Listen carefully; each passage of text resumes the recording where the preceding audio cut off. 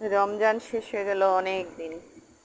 তো মাঝে মাঝেই রমজানকে মনে পড়ে যায়। তো এখন কিভাবে রমজানকে স্মরণ করব, তাই রমজানের পর যে অনেক বেসন রয়ে গেছে, তাই ভাবলাম রমজানের মতো কিছুটা ইফতারির আইটেম বানিয়ে নিই। এই যে এখানে আলুর চপ, আলুর মতো না করে কিছু আলু কেটে লবণ মাখিয়ে রেখে দিয়েছি।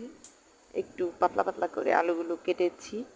আর একটা ব্যাটার বানিয়ে নিয়েছি। বেসন, মরিচ গুঁড়া, কালি জিরা, কিছুটা তেল, হলুদ দিয়ে একটা ব্যাটার বানিয়ে নিয়েছি।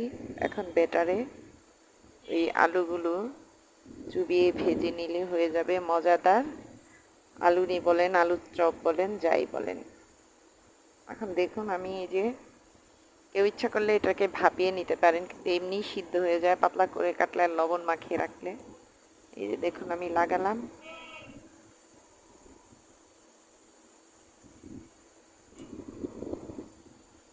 যাদের বেগুনে অ্যালার্জি আছে তারাও এটা করে খেতে পারেন। এই যে তেল গরম হয়ে গেছে, তেলের কড়াইতে দিয়ে দিয়েছি।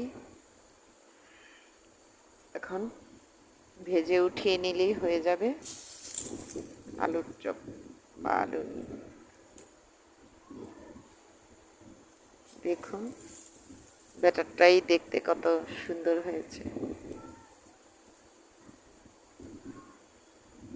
আর যে কোনো জিনিসে যদি আপনি ভাজা পোড়ায় কালি জিরা বা মৌরি মিশিয়ে দেন, ওইটা এমনি খেতে অনেক ইয়াম্মি হয়ে যায়।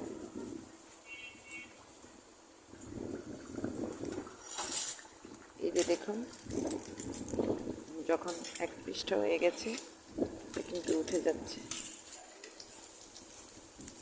এখন আমি অন্য পৃষ্ঠা করে দিব।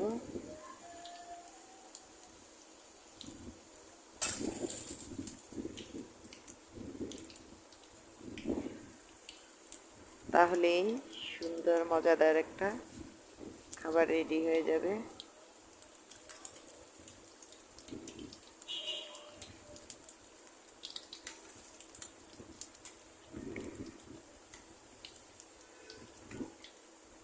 যার যার দরকার ভেজে খাবেন।